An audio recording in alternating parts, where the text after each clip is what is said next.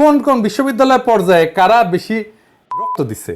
চট্টগ্রাম বিশ্ববিদ্যালয় 2 জন, জগন্নাথ বিশ্ববিদ্যালয় 2 জন, বিউপি 2 জন, এমআইএসটি 2 জন, বেগম রোকেয়া বিশ্ববিদ্যালয় 1 জন, কুমিল্লা বিশ্ববিদ্যালয় 1 জন, খুলনা বিশ্ববিদ্যালয় 1 জন, সাস্ট 1 জন, ঢাকা বিশ্ববিদ্যালয় কেউ না, 0।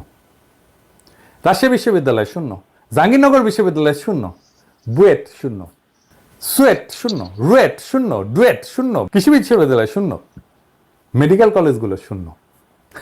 আমার লজ্জাই লাগছে এটা দেখে।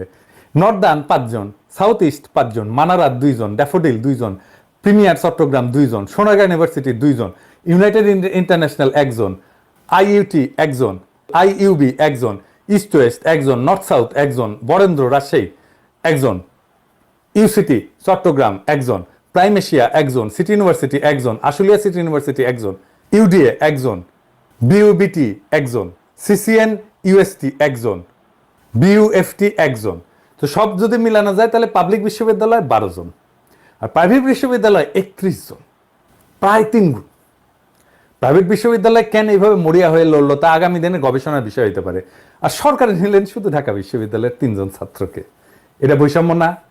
18 তারিখ থেকে আন্দোলন টেনে নিয়ে গেছে কে? প্রশ্ন রেখে গেলাম আজকে। এটা নিয়ে পরে বিস্তারিত আলাপ করব।